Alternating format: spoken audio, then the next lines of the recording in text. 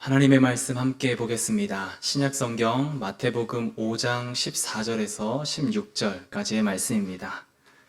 마태복음 5장 14절에서 16절까지의 말씀을 제가 봉독해 드리겠습니다. 너희는 세상의 빛이라. 산 위에 있는 동네가 숨겨지지 못할 것이요 사람이 등불을 켜서 말 아래에 두지 아니하고 등경 위에 두나니 이러므로 집안 모든 사람에게 비치느니라. 이같이 너희 빛이 사람 앞에 비치게 하여 그들로 너희 착한 행실을 보고 하늘에 계신 너희 아버지께 영광을 돌리게 하라. 아멘.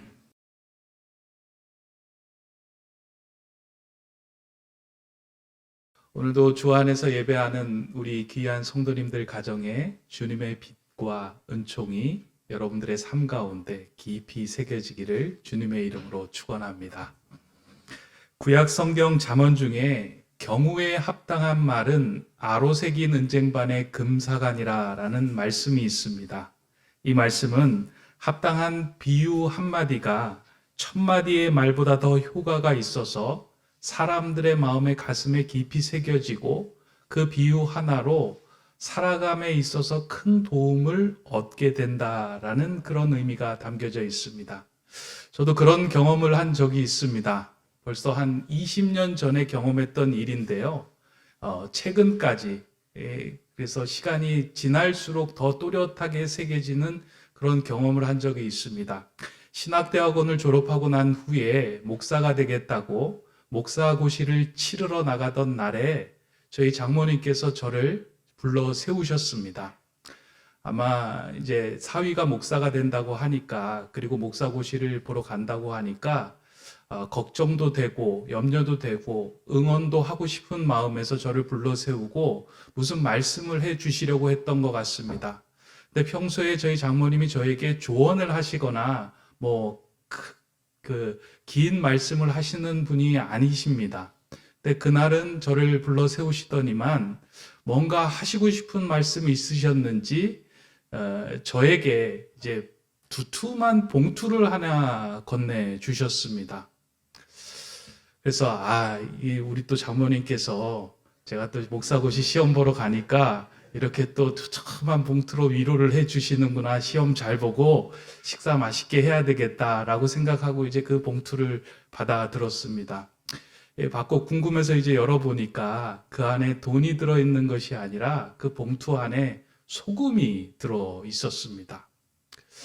아마 장모님 입장에서는 사위가 목회자가 된다고 하니까 하고 싶은 말씀이 많았던 것 같습니다. 그 말씀을 간추려 가지고 무슨 이야기를 해주면 좋을까 아마 고민하던 중에 그 봉투에 소금을 담아서 건넸던 것 같습니다. 근데 그 받았던 봉투가, 그 소금 봉투가 만약에 그때 돈 5만 원을 받거나 10만 원을 받았으면 잊혀질 뻔했는데 오랫동안 제 기억에 마음에 남아 있어서 목회자로 살아간다는 것은 소금으로 살아가야 되는 것이구나.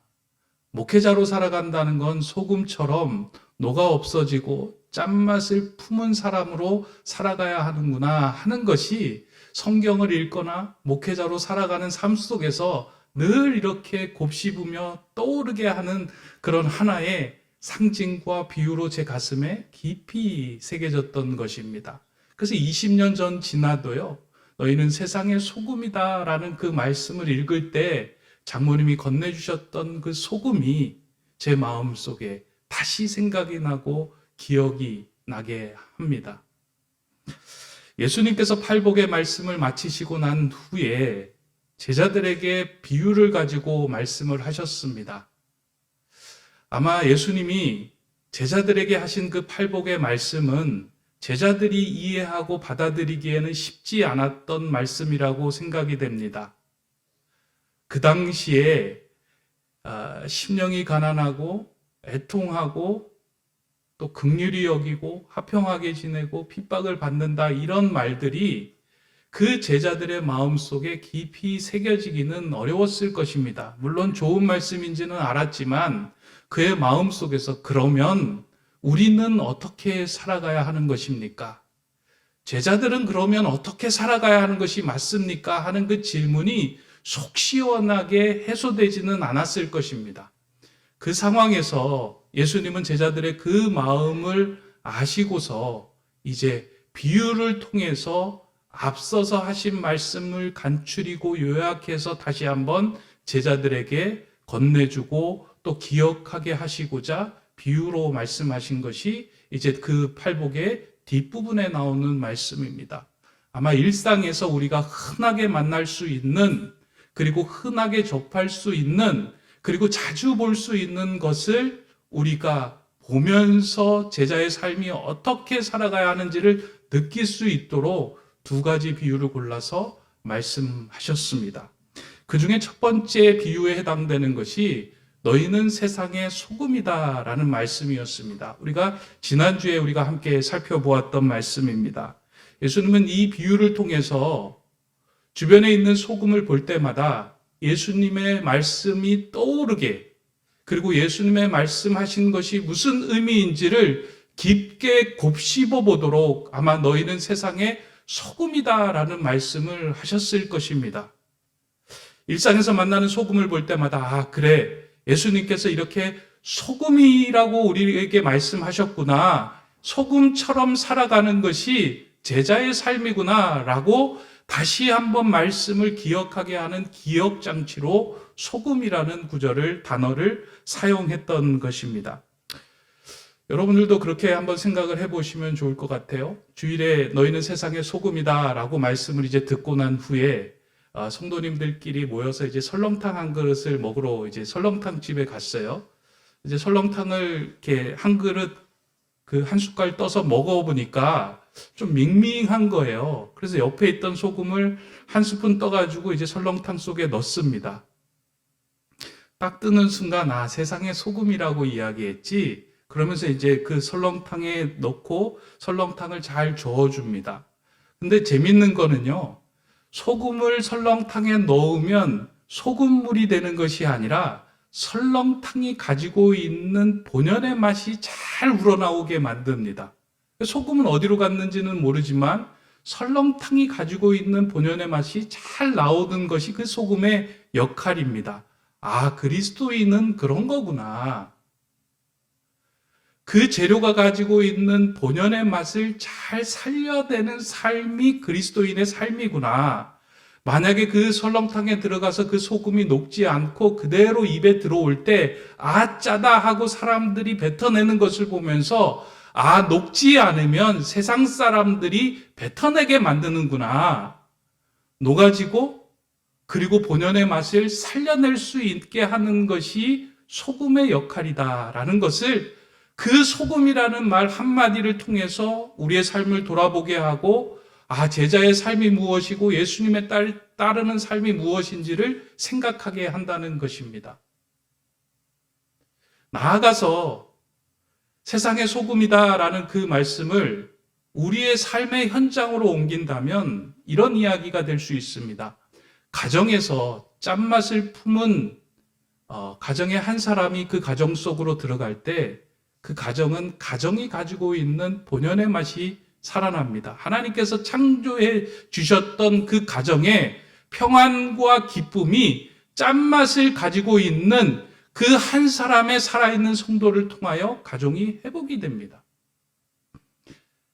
또 옮겨서요, 학교라고 생각을 해보면 좋을 것 같아요. 학교로 들어간 우리 선생님들이 짠맛을 가지고 그 안에서 교사로 섬길 때에 우리는 흔히 이렇게 생각할 때가 있습니다. 아, 오늘도 짠맛처럼 살아가야 되겠다라고 생각을 하고 책상에 성경을 펴고 성경을 몇 장 읽고 기도를 하고 또 그 안에서 우리가 하지 못했던 교회 일을 하면 내가 하나님의 일을 했구나라고 생각하며 뿌듯해할 수 있지만 예수님이 말씀하신 세상의 소금이라는 의미는 그 역할의 의미가 아니라 그곳에 들어갔을 때 학교 본연의 맛을 살려내는 것, 동료와의 화평의 관계, 그리고 한 학생들에게 힘을 주고 희망을 주고 꿈을 주고 용기를 주는 교사로서의 그 화평의 삶을 그 안에서 펼쳐나갈 때 그 삶은 세상에 소금이 되고 학교 본연의 맛이 살아나는 거예요. 법조계도 마찬가지고요. 의료계에도 마찬가지고요. 회사도 마찬가지고요. 우리가 속한 모든 곳들에 짠맛을 품은 그리스도인들이 들어갈 때 그 본연의 맛이 살아나는 것. 그게 세상의 소금으로서의 삶입니다. 아, 그렇게 살아가야 하는구나. 그래서 일상에서 그 소금을 보면서 아, 예수님께서 세상의 소금으로 살라고 하신 말씀이 이 말씀이구나 라는 것을 문득문득 깨달을 수 있도록 예수님은 그 비유를 말씀하셨습니다. 이제 이러한 비유를 마치고 난 후에 예수님은 한 가지 더 비유를 또 해주십니다. 그것이 이제 오늘 우리가 읽은 본문의 비유인데요. 5장 14절에 보면 너희는 세상의 빛이라 산 위에 있는 동네가 숨겨지지 못할 것이요 라고 말씀을 하시면서 제자들 너희가 어떻게 살아가야 할지 궁금하지? 너희는 세상의 빛이야. 세상의 빛으로 존재하고 살아가면 돼 라고 예수님께서 제자들에게 말씀해 주신 것입니다. 빛 또한 우리가 일상생활에서 늘 맞닥뜨리고 살아가는 대상이 빛입니다. 아마 이 자리에도 빛이 없다면 우리가 이 예배의 자리도 온전하게 유지할 수 없을 겁니다. 빛이 없다면요, 여러분들 앞을 볼 수도 없고요, 사물을 식별할 수도 없고요, 저도 이렇게 원고를 볼 수도 없고 모든 것들을 볼 수 없는 상황입니다. 그러니까 일상에서 빛이 있어야만 모든 상황들이 돌아가게 되어 있습니다. 근데 빛이 가지고 있는 가장 중요한 특징 가운데 하나는 우리가 사물을 식별하고 앞을 볼 수 있도록 만든다는 것입니다. 그렇죠? 빛이 들어와야지 우리는 사람을 보고 상대를 보고 앞을 보고 사물을 보고 우리가 해야 할 일들을 보게 하는 일에 가장 중요한 빛의 특성이 있다는 거예요. 그 빛이 사라지면 우리는 아무것도 볼 수 없는 존재가 됩니다. 마찬가지로 예수님께서 우리를 제자들을 세상의 빛이다라고 이야기한 것은요, 뭐 이렇게 빛나는 삶을 살라고 하는 것이 아니라 세상이 하나님을 볼 수 있게 하는 빛으로 우리를 불렀다는 거예요. 그러니까 그리스도 제자가 빛인데 그 제자를 통해서 세상은 하나님을 바라보며 하나님께 주목할 수 있는 그 빛으로 우리를 부르셨고 우리를 제자의 자리에 서게 하셨다는 거예요. 이 빛은 육신의 눈을 뜨게 하지만 제자들의 삶은 영의 눈을 뜨게 하며 하나님을 바라볼 수 있게 하는 존재로 우리를 부르셨다는 겁니다. 그래서 그 빛된 사람을 보면은요, 다른 사람들이 그냥 그 비친 사람으로 보는 것이 끝나는 것이 아니라 그 너머의 세계를 보게끔 만듭니다. 그게 오늘 우리의 읽은 본문 뒷부분의 내용인데요. 이같이 너희 빛이 사람 앞에 비치게 하여 그들로 너희 착한 행실을 보고 하늘에 계신 너희 아버지께 영광을 돌리게 하라. 이같이 너희 빛이 사람 앞에 비치게 하여 그 선한 행실을 통하여 하나님을 바라보고 하나님께 영광을 돌리는 그 빛된 존재가 바로 너희다. 너희가 세상의 빛이다 라고 말씀합니다. 그러니까 우리의 삶을 통하여 하나님을 보게 하는 존재로 우리를 지으셨고 제자로 삼으셨다라는 메시지입니다. 그러니까 빛이 무슨 일을 할까? 이게 고민해야 할 문제가 아니고요. 우리의 삶은 하나님의 영광을 드러내는 존재로 지음받았고 그 제자의 자리에 서게 되었다라는 겁니다. 지금까지 우리가 이 본문을 읽으면서 오해한 것 가운데 하나가 세상의 빛이다라고 하면 소금과 마찬가지로 항상 역할에 대해서 주목을 해요. 빛으로 살아가는 삶이 무엇인가를 주목을 해서 다른 사람들을 교회로 인도하는 것, 하나님께 영광을 돌리는 일이지 어떻게 누구를 전도할까? 어떻게 다른 사람을 도울 수 있을까? 어떻게 누구에게 구제를 할까? 이와 같이 내가 해야 하는 빛된 일이 무엇인가에 자꾸 집중을 해서 그 일을 생각하고 그 일을 만들어가는데 마음을 쏟습니다. 근데 내가 온전한 빛이 되지 않고 내 안에서 내 내면에서 빛이 흘러나오지 않을 때는 내가 아무리 노력한다고 해서 그 빛은 하나님을 빛나게 하는 빛이 아니라 내 자신을 빛나게 하는 빛에 불과하다라는 거예요. 사실은. 우리의 삶 속에서도 그러잖아요. 구제를 하고 무슨 좋은 일을 하게 되면 뭔가 선한 일을 하게 될 때에는 내 마음의 깊은 내면에서 우러나오는 빛으로 하는 행동이 아니라 해야 되겠다 하는 의무감으로 하는 행동들은 모두 다 나의 빛으로 여겨집니다. 그런 반응이 뭐예요? 남들이 알아주지 못하면 섭섭해요. 내가 이런 일을 했는데 남들이 알아주지 않고, 내가 이런 삶을 살았는데 남들이 나에게 주목하지 않고, 그러나 내 내면에서 흘러나온 그 선한 빛을 통하여 그 주변을, 그리고 그 속한 현장을 따뜻하고 밝게 만들어 갈 때는 그곳에는 사람들의 마음이 따뜻해지고 밝아지며 그 너머의 세계를 보게 만듭니다. 어떻게 저 사람은 저렇게 어려운 상황에서 밝을 수 있지? 어떻게 저 사람은 저렇게 따뜻할 수가 있지? 이러한 생각을 통해서 그 너머의 세계를 바라보도록 하는 것. 그리스도인은 그 너머의 세계가 뭐예요? 착한 행실을 통하여 하나님이 살아계시고 하나님이 역사하시고, 저 사람은, 저 인생은 하나님께 맡긴 인생이기 때문에 저렇게 빛된 삶을 살아갈 수 있지라고 생각하게 만드는 것입니다.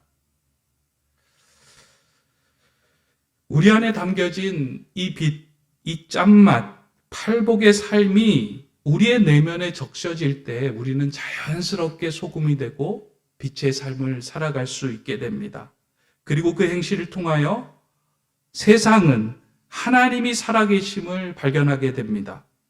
앞에서 말씀드린 세상의 소금이라는 말씀이 소금의 역할보다 소금에 가진 본질을 잃지 말라는 말씀의 강조였듯이, 세상의 빛이라는 말씀 또한 우리가 하나님의 일을 무엇을 할까에 대한 강조가 아니라 하나님이 빛이신 하나님과 함께 거할 때 우리가 우리의 내면에 채워지는 그 빛된 삶에 대해서 강조의 말씀으로 오늘 본문을 읽어가야 합니다.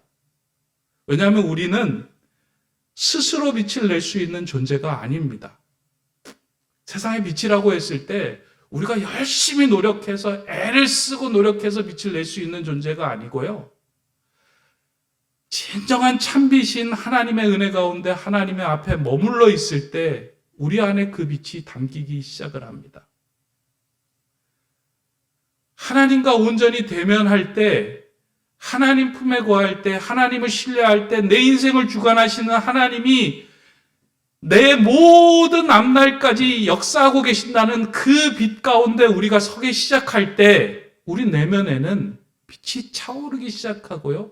그 빛 때문에 새로운 행동을, 선한 행동을, 그리고 하나님이 기뻐하시는 삶을 살아갈 수 있는 그 빛이 우리에게 퍼져나가게 된다는 것입니다.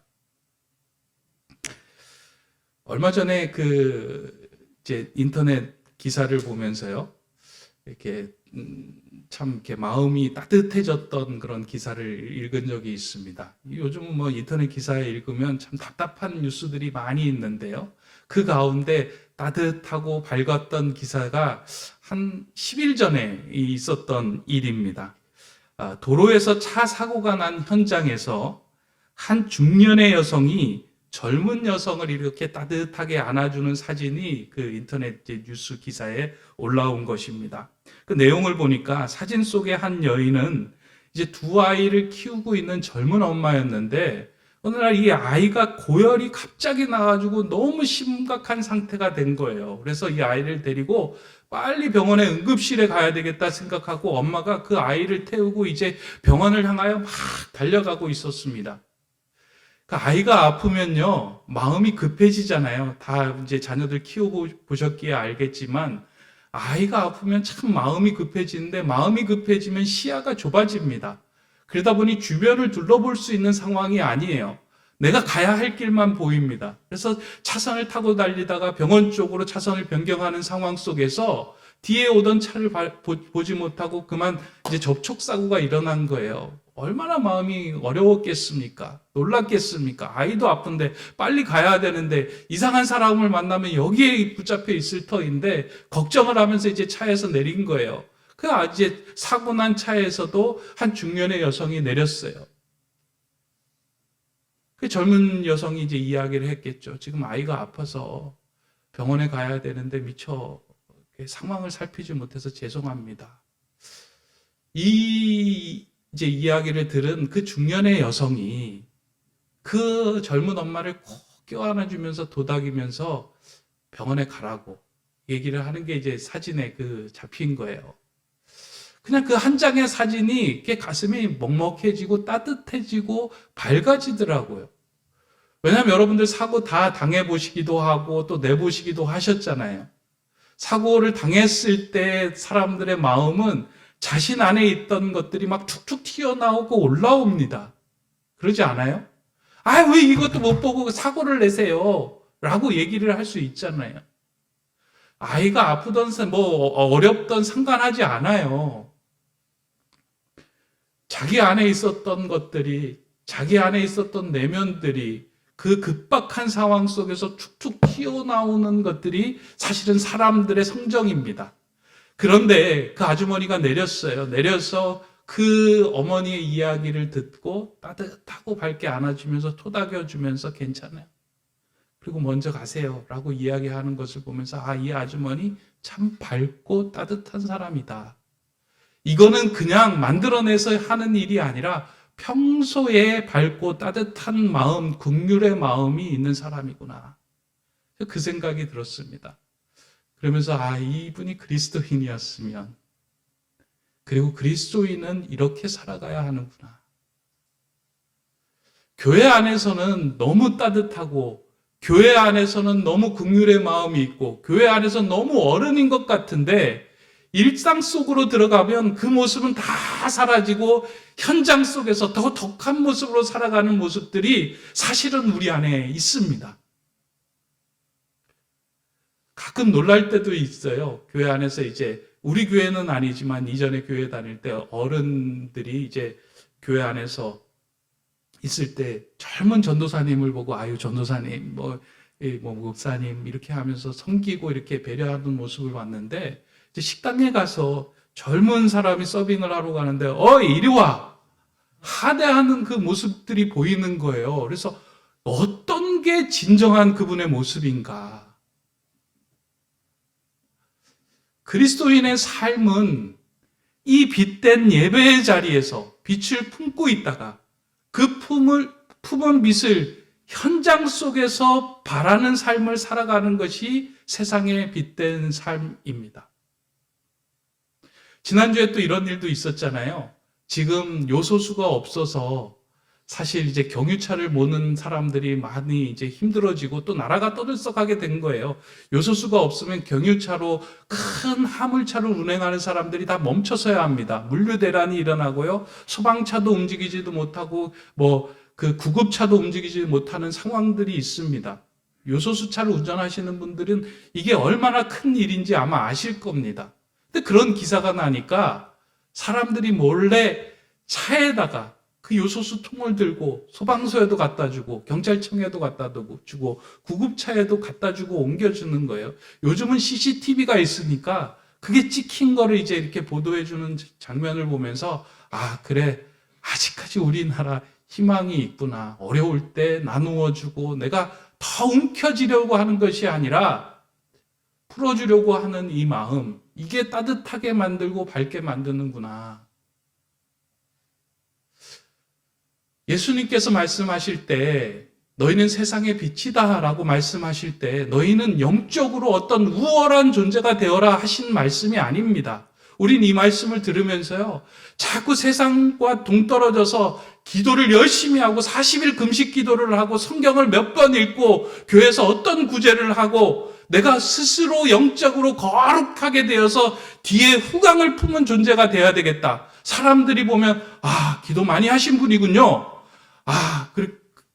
구제 많이 하시는군요. 라고 하며 그렇게 빛난 존재로 살아가라는 의미가 아니고요. 세상 속에서 내가 품고 있는 이 선한 마음을, 짠맛을, 팔복의 그 삶을 살아낼 때에 그 살아냄을 통하여 하나님의 영광을 드러내고 하나님이 살아계심을 보이는 존재로, 눈이 열리게 하는 존재로 우리를 이 땅에 보내셨다는 거예요. 그럼 여러분들과 제가 선 자리가 하나님을 믿지 않는 사람들이 눈을 열게 하는 빛으로 살아가면 됩니다. 물론 쉽지는 않지만요. 그것이 이 땅에서 빛으로 살아가라는 예수님의 메시지입니다. 저는 우리 교회가 추구하는 지향점을 말하라고 한다면 정서적으로 건강한 예수님의 제자가 되는 교회, 그런 교회를 좀 만들어가고 싶습니다.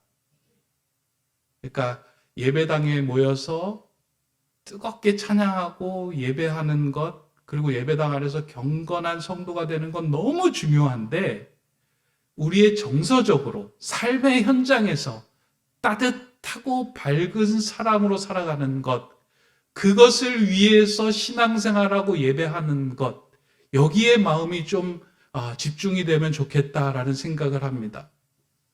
예배드리고 난 후에 가정으로 돌아가고, 예배드리고 난 후 일상으로 들어가면은요, 여러분이 예배 자리에서 받은 하나님의 그 은혜의 빛이 그 현장에서 보여지고 드러나는 거예요. 그런데 그 빛은 정서적으로 따뜻하고 감정적으로 다른 사람의 마음을 품고 화평케 하고 긍휼히 여기며 위로하고 격려할 수 있는 주님의 팔복의 짠맛이 드러나는 삶입니다. 그래서 저는 그리스도인을 야광과 같은 존재다라고 생각을 합니다. 야광 아시죠, 여러분들? 한낮에 환한 태양빛을 야광은 머금고 있다가 어두운 상황이 되면 그 빛을 뿜어내는 그런 어떤 성질을 가지고 있는 것이 야광이에요. 그래서 야광을 밖에 밝은 데다가 내놨다가 그것을 가지고 이제 이불 속으로 들어가 보면 그 이불 속에서 그게 밝은 빛을 발하잖아요. 근데 재밌는 건 그 야광이 계속해서 이불에 묻어두면 어떻게 돼요? 빛이 없어요. 빛을 발하지 못해요.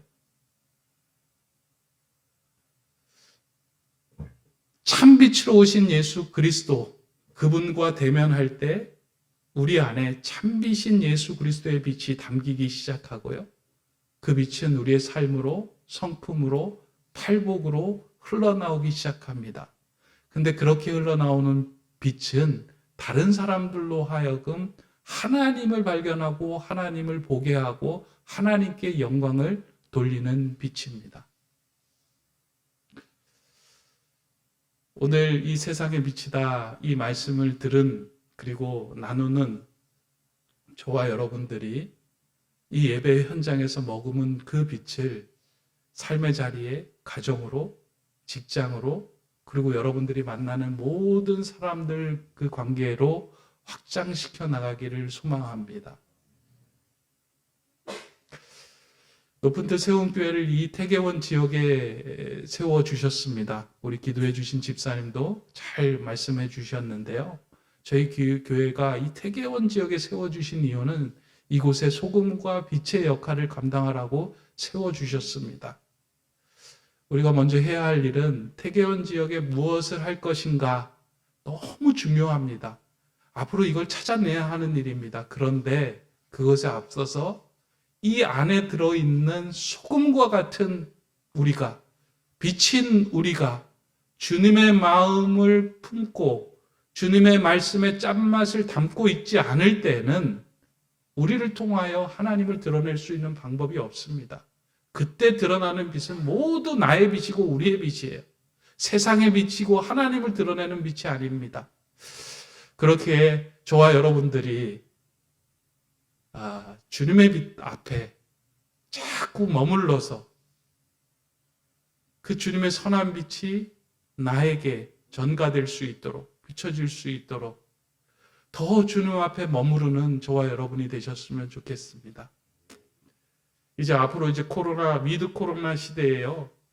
가정에서 예배 드리는 것도 참 좋은데 가정에서 예배 드리다 보니까 마음이 너무 느슨해질 때가 참 많이 있습니다.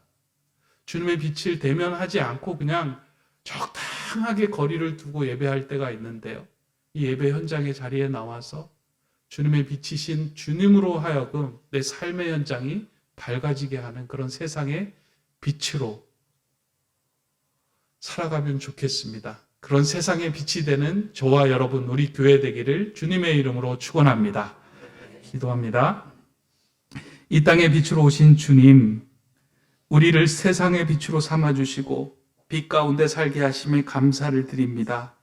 하나님을 알지 못하여 흑암에 거한 많은 사람들에게 팔복의 짠맛과 따뜻하고 밝은 행실을 통하여 하나님의 살아계심을 보여주고 이 모든 일을 내 자신이 영광을 누리는 것이 아니라 하나님께 영광을 돌려드리는 진정한 세상의 소금과 빛의 삶을 살게 하여 주시옵소서. 우리 높은 뜻 세움교회가 그렇게 하나님의 높은 뜻을 품고 이 땅에 세워진 것을 잊지 않게 하여 주시고 소금을 볼 때마다 빛을 볼 때마다 기억하며 그 길을 따라 걷는 주님의 제자들 되게 하여 주시옵소서. 예수 그리스도의 이름으로 기도드립니다. 아멘.